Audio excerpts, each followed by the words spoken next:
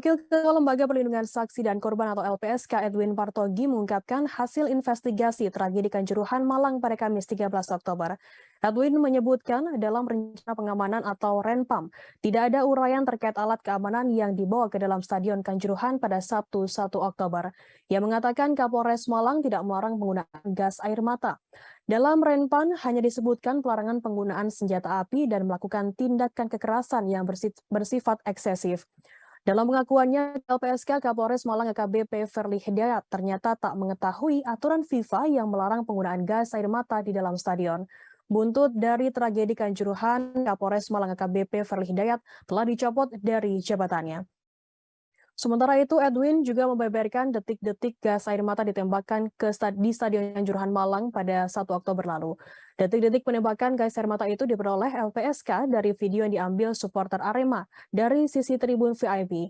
Tragedi tersebut terjadi saat sejumlah supporter turun ke lapangan selesai pertandingan. Untuk melerai massa, polisi kemudian menembakkan gas air mata ke lapangan dan tribun penonton. Tembakan gas air mata ini membuat supporter panik dan berusaha mencari pintu keluar. Saat kondisi tersebut, banyak supporter yang terinjak-injak dan sesak napas hingga menimbulkan banyak korban jiwa. Banyak dikutip dalam pemberitaan, itu memberikan arahan kepada aparat yang melakukan pengamanan sebelum diselenggarakannya pertandingan.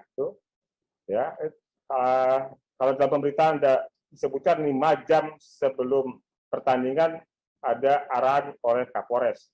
Dalam arahannya, Kapolres melarang penggunaan senjata api, ya.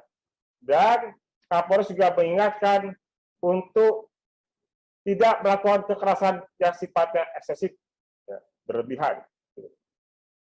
Namun dalam arahan Kapolres tersebut tidak kita dengar adanya larangan penggunaan gas air mata. Ketika dalam kesempatan singkat kami bertemu dengan Kapolres, Kapolres juga mengakui bahwa beliau tidak mengetahui aturan FIFA yang melarang penggunaan gas air mata.